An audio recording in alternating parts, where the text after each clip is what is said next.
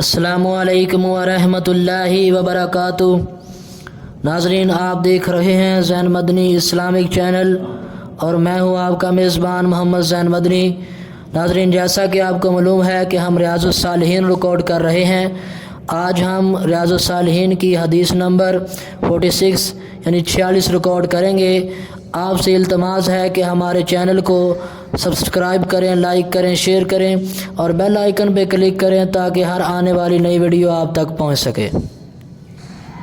نحمدہ ونصلی علی رسولہ الکریم، اما بعد فاعوذ باللہ من الشیطان الرجیم، بسم اللہ الرحمن الرحیم۔ ریاض الصالحین جلد اول اور باب نمبر 3، باب الصبر، صبر کا بیان، اور حدیث نمبر 46۔ حضرت سلیمان بن سرد رضی اللہ عنہ بیان کرتے ہیں کہ میں نبی علیہ السلام کے ساتھ بیٹھا ہوا تھا اور دو آدمی ایک دوسرے سے گالی گلوچ کر رہے تھے۔ ان میں سے ایک کا چہرہ مارے غصے کے سرخ ہو گیا اور اس کی رگیں پھول گئیں۔ رسول اللہ صلی اللہ علیہ وسلم نے اسے دیکھ کر فرمایا، میں ایک کلمہ جانتا ہوں، اگر یہ اسے پڑھ لے تو اس کا غصہ دور ہو جائے۔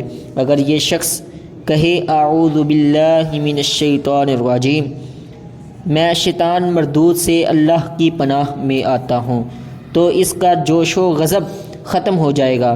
لوگوں نے اسے کہا کہ نبی اکرم صلی اللہ علیہ وسلم نے فرمایا ہے کہ شیطان مردود سے اللہ کی پناہ طلب کر۔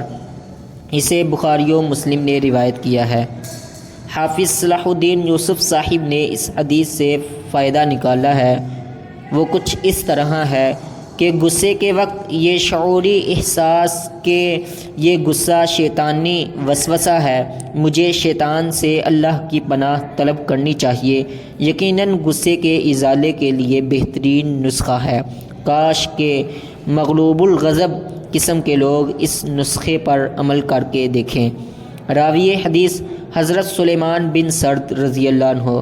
سلیمان بن سرد بن الجون سلولی خزاعی رضی اللہ عنہ، ان کی کنیت ابو مطرف ہے اور بڑے دیندار اور عابد بزرگ تھے۔ کوفہ میں جب لوگ پہلی دفعہ مقیم ہوئے تو یہ بھی وہاں رہائش پذیر ہو گئے۔ حضرت علی رضی اللہ عنہ کے ساتھ تمام معرکوں میں شریک رہے اور ان کا نام امیر التوابین پڑ گیا۔ عین وردہ مقام پر 65 ہجری کو شہید ہوئے۔